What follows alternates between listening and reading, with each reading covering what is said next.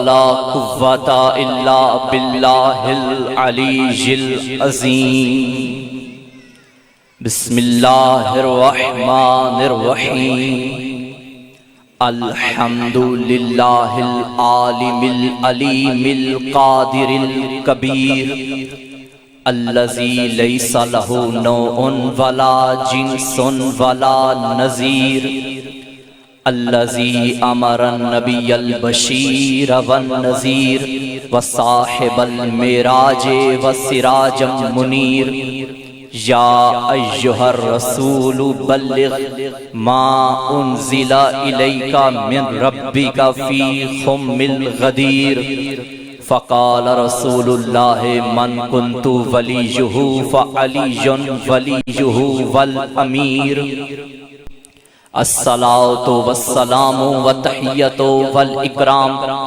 على سيدنا سيد العرب والعجم حبيبنا وحبيب قلوبنا شفيع ذنوبنا طبيب نفوسنا أبي القاسم محمد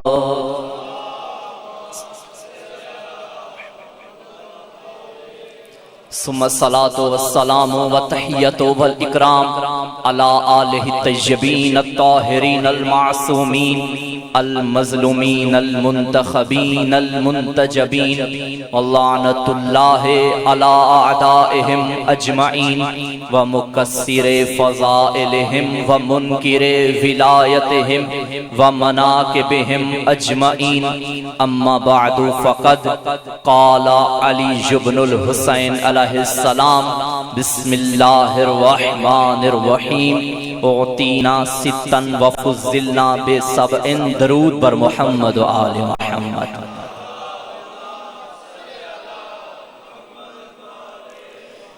نعرہ تکبیر ماشاءاللہ یہ وہ نعرہ ہے جس نعرے کو میرے علی نے ہر میدان میں لگایا ہے علی والے بھی مل کے نعرہ تکبیر نعرہ رسالت یا رسول اللہ کا نعرہ ہماری جان ہے یہ نعرہ ہماری پہچان ہے یہ نعرہ ہمارا ایمان ہے مل کے شیعہ سنی نعرہ رسالت نعرہ رسالت ہماری تربیتوں کی پہچان ہماری نیتوں کی پہچان ہماری حیثیتوں کی پہچان ہماری ذہنیتوں کی پہچان ہمارے شجروں کی طہارت کی پہچان ہمارے والدین کے خون کی شرافت کی پہچان کل بھی یہ نعرہ تھا آج بھی یہ نعرہ ہے مل کے حیدری حیدری برائے تعجیل ظہور یوسف زہرا بلندتر صلوات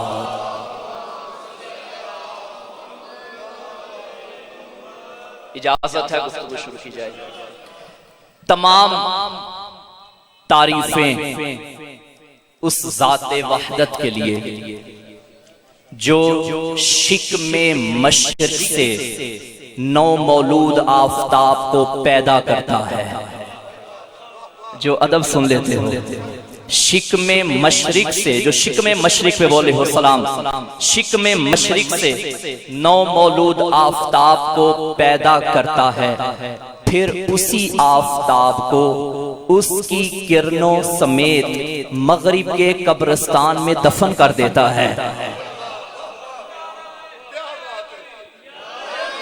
مغرب کے قبرستان میں دفن کرنے کے بعد سیاہ رنگ کی اس چادر کو اس قبرستان پہ بچھا کے پھولوں کی پتیاں ستاروں کو بنا کے نچھاور کر دیتا ہے اور لاکھوں درود و سلام اس بدن نازنین علی ابن ابی طالب پر جو انگشت کی پشت پہ اگے ہوئے ناخن کی نوک سے اسی مغرب کے قبرستان میں دفن شدہ سورج کو دوبارہ پیدا کر دیتا سلامت رہیے خدا سلامت رکھے مولا سلامت رکھے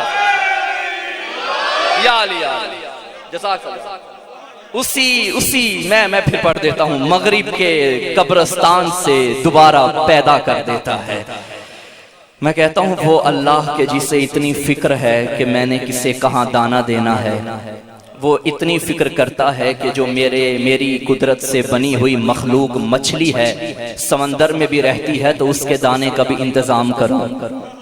وہ رات کی تاریکی میں سیاہ چٹان پہ رینگنے والی چیونٹی کی بھی آواز کو سن لیتا ہے۔ مجھے تو سمجھ میں مسلمانوں کی یہ بات نہیں آتی کہ وہ اللہ جسے اتنی فکر ہے کہ میں نے کسے کہاں دانہ دینا ہے، کسے کہاں پانی دینا ہے، کسے کہاں روٹی دینی ہے، یہ کیسے ہو گیا کہ محمد عربی کے دنیا سے جانے کے بعد اتنی محنت سے پلی ہوئی امت کو بغیر ولایت علی کے آوارہ چھوڑ دے گا؟ بغیر ولایت علی کے آوارہ چھوڑ دے گا؟ چلیں اگر آپ کا دل ہے تو میرا ابھی دل بن گیا ہے کہ آپ کو ایک قصیدہ سناؤں۔ بندے پریشان ہو گئے ہیں کچھ کہ مولانا اور قصیدہ جی بغیر سوزی، لیکن آج میں آپ کو سوزی بناؤں گا، اور یہ کوئی عام شاعر عام ذاکر کی زبان یا قلم کی تخلیق نہیں، یہ خطبہ ہے جو دربار یزید میں چوتھے علی نے پڑھا تھا، اور خدا کی قسم اٹھا کے کہہ رہا ہوں اول تا آخر سارا خطبہ جد علی کے فضائل پڑھے ہیں۔ ہاں میں یہاں مجلس پڑھ رہا ہوں، فضائل پڑھ رہا ہوں، جہاں بھی کوئی مجلس ہو وہاں کی ایک جگہ مقرر ہوتی ہے، وہاں کا خطیب ہوتا ہے، وہاں کا موضوع ہوتا ہے۔ آؤ سر اٹھاؤ، دربار یزید کا ہے، خطیب سجاد ہے، موضوع ولایت علی ہے، موضوع ولایت علی ہے۔ دل ہے تو پڑھو، اور یاد رکھنا یہ سننے سے پہلے ذہن میں یہ بات رہے کہ اس پورے خطبے میں میرے مولا نے 99 فضائل اپنے دادا کے پڑھے۔ متحمل ہیں تو پڑھوں وہ فضائل؟ دیکھیں میں پڑھوں اگر اپنی طرف سے تو وہ میری معرفت کا معیار ہے، آپ پڑھیں آپ کی معرفت کا معیار ہے، کوئی خطیب کوئی ذاکر پڑھے تو یہ اس کی معرفت کا معیار ہے۔ آج میں نے معصوم کی زبان سے معصوم کی کہانی پڑھنی ہے۔ منظر کیا دربار یزید کا، یہ ذہن میں رکھیں، ہاتھوں میں ہتھکڑیاں، پیروں میں بیڑیاں، کیونکہ میری خواہش یہ ہے کہ وہ مضمون جو ابھی تک کتابوں میں ہے اور منبر پہ نہیں لائے گئے وہ میں اپنی قوم تک پہنچاؤں۔ آپ نے یہ تو سنا کہ علی کی بیٹی نے بھی خطبہ دیا، یہ بھی سنا کہ حسین کے بیٹے نے بھی خطبہ دیا، لیکن ایک جملہ کہوں علی کی بیٹی میں اور حسین کے بیٹے کے خطبے میں ایک فرق ہے۔ امام اپنے پورے خطبے میں بتاتے رہے یزید پہچان ہم کون ہیں، علی کی بیٹی بتاتی رہی پہچان تو کون ہے۔ اگر آپ کا دل ہو تو بی بی کے خطبے کی ایک جھلک سناؤں، ایک جھلک بی بی کے خطبے کی۔ منظر کیا تھا، ہاتھوں میں ہتھکڑیاں، ہاتھوں میں رسیاں، ظاہراً قیدن بن کے آئی تھی، سامنے تخت پہ وہ کمینہ بیٹھا تھا، بابا کے لہجے میں گرجی اور گرج کے کہنے لگی یبنت طلقاء، اے ہمارے آزاد کردہ غلام کی اولاد، اور روئے زمین پہ آج جو بھی تمہیں عزاداری کے نام پہ نظر آ رہا ہے، دھماکے ہمارے خلاف، دھمکیاں ہمارے خلاف، قلم ہمارے خلاف، علم ہمارے خلاف، پروپوگنڈے ہمارے خلاف، ہر حربہ استعمال ہوتا رہا، لیکن علی کی بیٹی دربار یزید میں کھڑے ہو کے یہی اعلان کر رہی تھی فواللہ، درود بر محمد والے یا علی۔ چلیں بسم اللہ جناب، توجہ ہے، کروں جملہ مکمل۔ علی کی بیٹی نے دربار یزید میں کہا تھا یا عدو اللہ فابن عدو فہی فواللہ فقد قیدکا وناسک جہدکا لا تمہو ذکرنا ولا تمیتو فحینا، اے دشمن خدا اور دشمن خدا کے بیٹے، فواللہ فقد قیدکا، تو چاہتا تھا ہمارا ذکر مٹ جائے، تو چاہتا تھا ہمارا ذکر مٹ جائے، لے علی کی بیٹی زبان دے کے جا رہی ہے، جتنے ظلم کرنے ہیں کر لے، ستم کے پہاڑ توڑ دے ہمارے اوپر، آسمان کی بجلیاں گرا دے ہمارے اوپر، لیکن میں یہاں وعدہ کر کے جا رہی ہوں قیامت تک تیرا نام لینے والا کوئی نہیں ہوگا، میرا حسین کل بھی زندہ باد تھا آج بھی۔ یا علی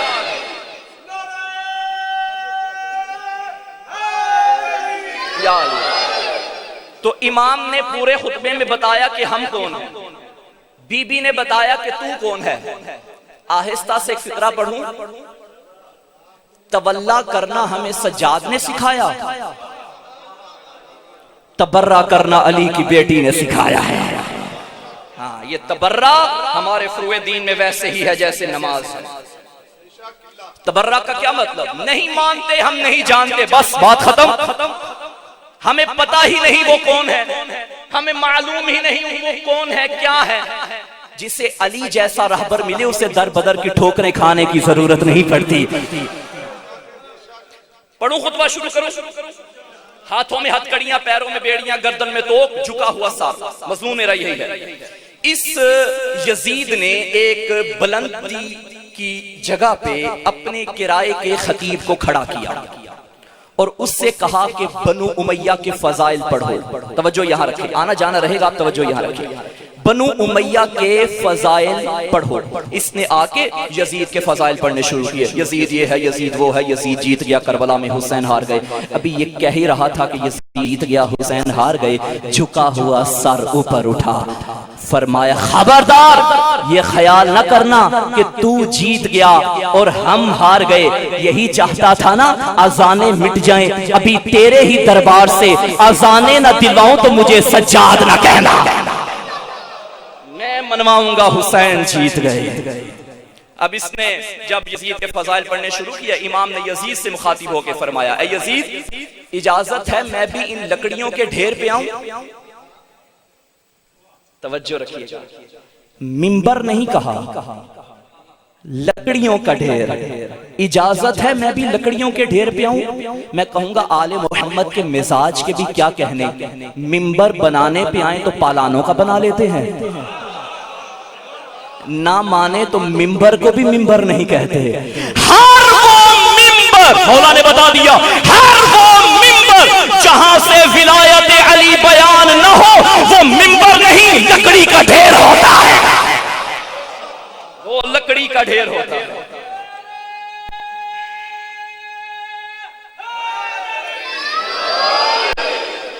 امام نے فرمایا اجازت ہے میں بھی لکڑی کے ڈھیر پہ آؤں؟ اس یزید نے اگنور کیا، کوئی جواب نہیں دیا۔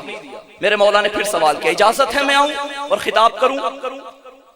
ساتھ والوں نے بازو مار کے کہا دے دے اجازت، یہ کیا بولے گا، قیدی ہے، بیمار، لاچار، کیا بولے گا۔ سامعین محترم، فضائل وہ نہیں جو اپنے پڑھیں، فضائل وہ ہے جو دشمن پڑھے۔ آہستہ سے کہتا ہے اسے قیدی نہ سمجھو، انہو من اہل بیت قد زق العلم زقن زقا، یہ اس گھر سے تعلق رکھتا ہے جہاں کی مائیں بچوں کو دودھ میں علم پلایا کرتی ہیں۔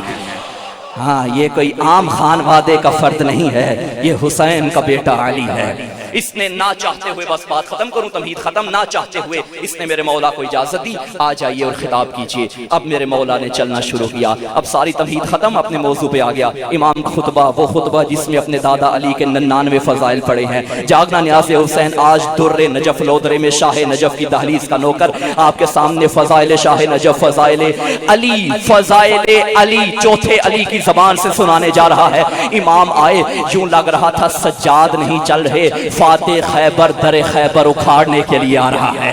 یوں چل رہا، لگ رہا تھا سجاد نہیں آ رہے، یہ محمد مبہلہ میں زہرا کو لے کے جا رہا ہے۔ یوں لگ رہا تھا سجاد نہیں چل رہے، یہ حسن کا صبر بولنے لگا ہے، یہ حسین کا جذبہ بولنے لگا ہے، یہ عباس دریا پہ قبضہ کرنے کے لیے آ رہا ہے۔ جیسے ہی میرے مولا اس بلندی کی جگہ پر آئے، اس کرائے کے خطیب کی آنکھوں میں آنکھیں ڈال کے پہلا فکرہ میرے مولا نے فرمایا، بسم اللہ الرحمن الرحیم، ایھا الخاطب ویلک اشتریت رضاۃ المخلوق بسخط الخالق، لعنت ہو تجھ پہ، تو نے بندے راضی کرنے کے لیے اسے ناراض کیا۔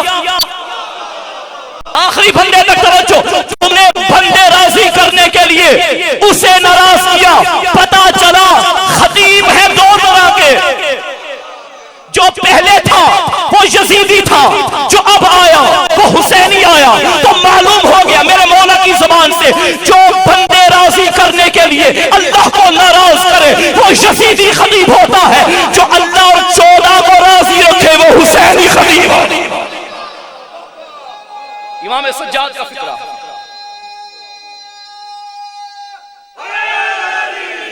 یا علی کروں شروع خطبہ۔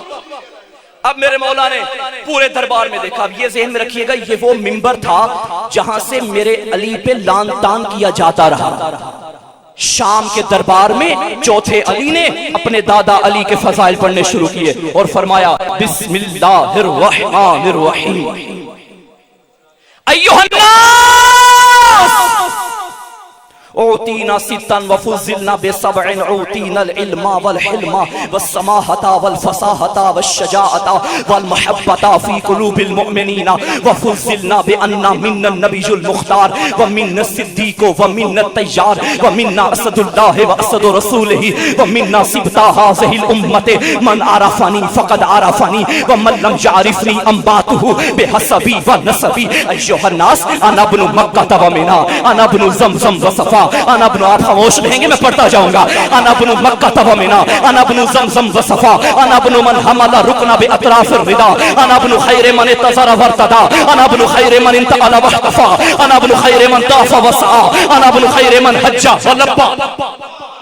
انا ابن خیر من حج ولبى انا ابن من اسری به الى المسجد الاقصى انا ابن من اوحى الجلیل الیہ ما اوحى انا ابن من صلى بملائکۃ السماء انا ابن محمد المصطفى انا ابن علی المرتضى انا ابن فاطمة الزہراء انا ابن خدیجة الکبریٰ انا ابن من ضرب بین یدی رسول اللہ بسیفین وہاجر الہجرتین وبایع البیعتین وقاتل ببدر وحنین ولم یکفر باللہ بطرفۃ عین انا ابن صالح المؤمنین ووارث النبیین وقاتل الملحدین والناکسین والقاسطین والمارکین انا ابن امر دین اللہ انا ابن سهم من مرام اللہ علی المنافقین انا ابن امیر المؤمنین انا ابن امام المتقین انا ابن قاتل المشرکین انا ابن امام الموحدین انا ابن جاسوب الدین انا ابن بہلول زکی خیبری بدری مکی مدنی ہاشمی حرشی انا ابن ابی سبتین الحسن والحسین انا ابن مطلوب علی کل طالب غالب علی کل غالب ذاکا جدی علی ابن ابی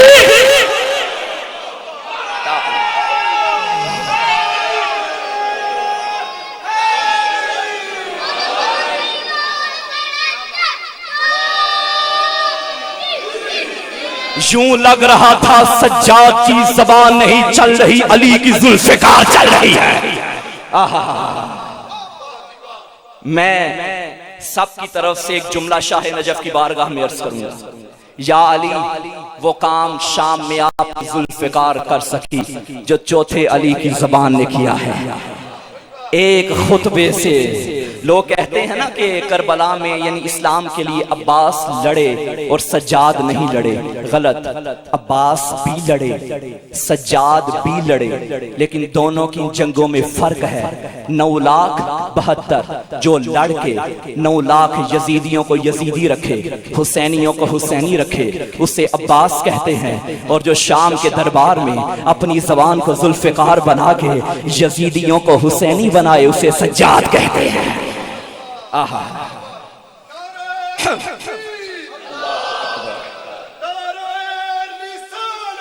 یا رسول اللہ مل کے باہر والے حیدری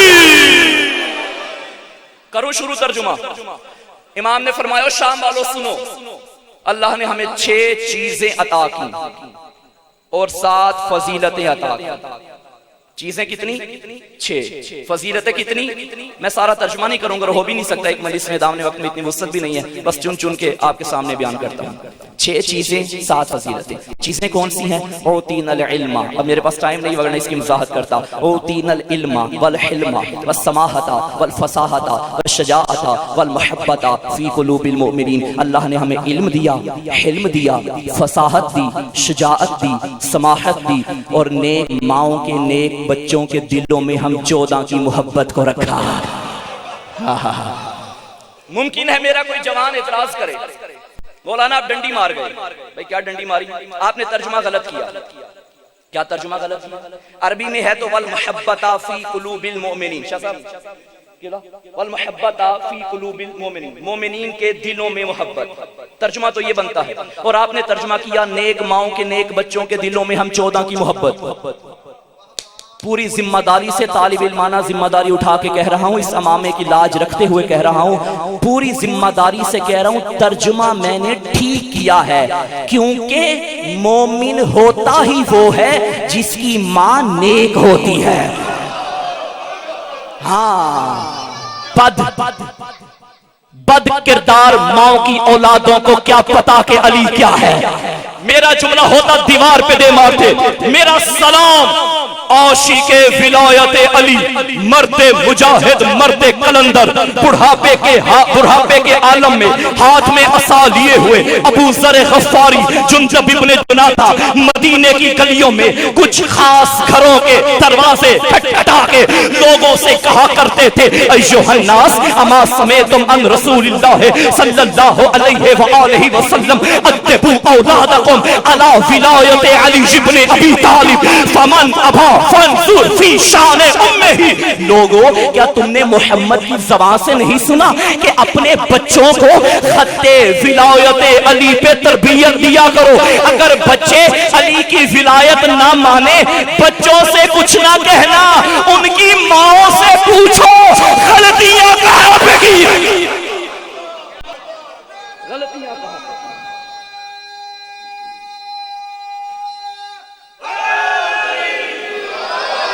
ہمیں تو ذکر علی خوب مزہ دیتا ہے اور یہ ذکر ماں کا کردار بتا دیتا ہے۔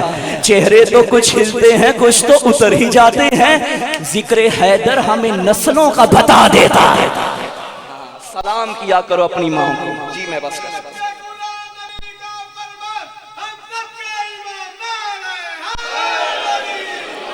بس دو جملے اور سنیں۔ امام نے جو فرمایا کہ 6 چیزیں، 7 فضیلتیں، باقی جو فضائل ہیں وہ میں نہیں پڑھ سکتا، بس یہ 7 فضیلتیں سن لے جو اس سطر میں امام نے پڑھی، 2 جملے مصائب کے۔ امام نے فرمایا اوتینا العلم والحلم والسماحة والفصاحة والشجاعة والمحبة في قلوب المؤمنین وفضلنا بأن منا النبی المختار۔ ہماری پہلی فضیلت یہ ہے شام والو جس کا تم کلمہ پڑھتے ہو نا وہ ہمارا نانا ہے۔ ہائے ہائے ہائے ہائے۔ اگلا فقرہ پڑھوں؟ سارا جھگڑا ہی ختم کر دیا۔ من صدیق، صدیق اکبر کوئی اور نہیں، میرا دادا علی ہے۔ من الطیار، جنت میں 2 پروں سے پرواز کرنے والا جعفر طیار ہمارے گھر میں ہے۔ وَمِنَّا سِبْتَا هَذِهِ الْأُمَّةِ، اس امت کے سبتین حسن حسین میرے گھر میں ہیں۔ وَمِنَّا اسد اللہ واسد رسولہ، اللہ کا شیر بھی ہمارے گھر میں ہے، رسول کا شیر بھی ہمارے گھر میں ہے۔ بندے پریشان ہو گئے یہ کون سے شیروں کی باتیں کر رہے ہیں؟ بھئی رسول کے شیر کو حمزہ کہتے ہیں، اللہ کے شیر کو علی کہتے ہیں۔ یہی جو میرے مولا نے یہ جملہ پڑھا، ایسا ہی جملہ علی ولی نے بھی اپنے خط میں لکھا تھا۔ شام سے ایک بندے کا خط آیا اور اس نے میرے مولا سے کہا کہ یا علی یہ نہ کہا کریں کہ آپ افضل اور ہم مفضول، دیکھیے ہم ایک ہی آدم کی اولاد ہیں، ایک ہی اسلام کو مانتے ہیں، تو یوں کیجئے نا، آپ افضل نہیں ہم مفضول نہیں۔ وہ جملہ سن لیجئے، پھر 2 جملے مصائب پہ سن لیجئے جو میرے مولا علی نے خط میں لکھا تھا۔ مجھے یہ لگتا ہے کہ چوتھے علی نے اپنے خطبے کا یہ حصہ پہلے علی کے خط سے لیا ہے۔ میرے مولا نے فرمایا تھا شام والے یہ کبھی خیال نہ کرنا کہ تو اور میں ایک ہیں، تو کسی اور گلی کی پیداوار ہے، میں کعبے کا گوہر ہوں۔ تو اور ہے ہم اور ہیں، تو اور ہے ہم اور ہیں۔ پڑھو وہ جملے جو میرے مولا نے بیان کیے، خط نہج البلاغہ میں موجود ہے، جا کے دیکھ لینا۔ میرے مولا نے فرمایا من النبی المختار ومنکم المکذب، نبی ہمارے گھر میں، چٹلانے والے تیرے گھر میں۔ وَمِنَّا سَيِّدَ شَبَابِ أَهْلِ الْجَنَّةِ وَمِنْكُمْ سِبْيَةُ النَّارِ، جنت کے سردار میرے گھر میں، جہنم کے پالتو تیرے گھر میں۔ وَمِنَّا سَيِّدَةُ النِّسَاءِ الْعَالَمِينَ وَمِنْكُمْ حَمَالَةُ الْخَطَبِ، کائنات کی عورتوں کی سردار میرے گھر میں ہے، اور جہنم کا ایندھن سر پہ رکھ کے گلیوں میں پھرنے والی آوارہ عورتیں تیرے گھر میں ہیں۔ آوارہ عورتیں تیرے گھر میں ہیں۔ سجاد پڑھتے رہے فضائل۔ لوگوں میں مومنوں کے امیر کا بیٹا، لوگوں میں متقین کے امام کا بیٹا، لوگوں میں اس کا بیٹا جو ہر غالب پہ غالب ہے، لوگوں میں اس مطلوب کا بیٹا جو ہر طالب کا مطلوب ہے۔ نہ جانے کیا ہوا سجاد کو، ایسا فکرہ پڑھا پورے دربار میں کوہرام برپا ہو گیا جب حسین کے بیٹے نے فرمایا انا ابن مقتول بارض کربلا، لوگوں میں اس کا بیٹا جسے کربلا میں قتل کیا گیا۔ انا ابن مذبوح بکربلا عطشانا، میں اس کا بیٹا جسے دریا کے کنارے پیاسا ذبح کیا گیا۔ عزادارو پشت فضا پہ کھڑی تھی عالیہ، اگلا فقرہ ایسا پڑھا، رو کے کہتی ہے اماں فضا ہٹ جا، میں کہوں گی سجاد سچ کہہ رہا ہے۔ جب میرے مولا نے فرمایا لوگو میں اس کا بیٹا جسے 70 قدم پہ بہن دیکھتی رہی، جس کی گردن پہ خنجر چلتا رہا، سیدو میں تم سے معافی مانگ ایک جملہ کہوں گا، دنیا ہمیں کہتی ہے روتے کیوں ہو؟ ارے روئے نہ تو کیا کریں؟ 3 دن پہلے تم نے عید قربان منائی، تم نے ایک منظر دیکھا ہوگا، جب 2 جانور اکٹھے ذبح کرنے ہونا، قصائی ایک جانور کو لٹا کے دوسرے کا رخ موڑ دیتا ہے۔ میں تم سے پوچھتا ہوں اس نے بھی تو ذبح ہونا ہے، اس کا رخ دوسری طرف کیوں کیا؟ مسلمان یہی جواب دیں گے اگر اس نے آنکھوں سے دیکھ لیا مرنے سے پہلے مر جائے گا۔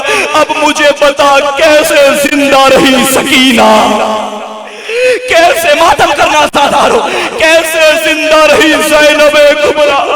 آزادارو خنجر چلتا رہا، بہن دیکھتی رہی، بیٹیاں دیکھتی رہی۔ بس شام غریبہ سے پہلے کا منظر عجیب تھا، سارے ظالم آئے، کوئی غریب کا امامہ لوٹ کے لے گیا، کوئی غریب کی ابھا لوٹ کے لے گیا، کوئی غریب کی قبا لوٹ کے لے گیا۔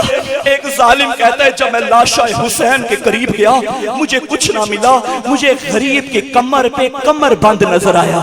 کہتا ہے میں نے دیکھا مجھے دیکھنے والا کوئی نہیں تھا، میں نے اپنا ہاتھ غریب کی کمر بند پہ ڈالا، زہرا کے لال کے زخمی ہاتھ میرے ہاتھوں پہ آئے، آواز آئی ظالم حیا کر، میرا کمر بند نہ اتار، کل میری لاش پہ میری بہنوں نے آنا، ارے کل میری بیٹیوں نے آنا ہے۔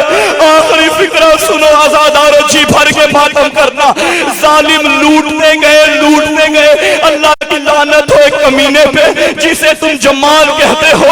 یہ کتا کہتے میں جیسے ہی لاشے کے قریب گیا مجھے کچھ بھی نظر نہ آیا، غریب کی انگلی پہ چمکتی ہوئی انگوٹھی نظر آئی۔ کہتے میں نے انگوٹھی اتاری، انگوٹھی نہیں اتری، میں نے دائیں بائیں دیکھا، ایک تلوار کا ٹکڑا نظر آیا، ایک پتھر نظر آیا۔ ظالم کہتے میں نے ہاتھ نیچے رکھا، اوپر تلوار رکھی، پتھر مارنا شروع کیا۔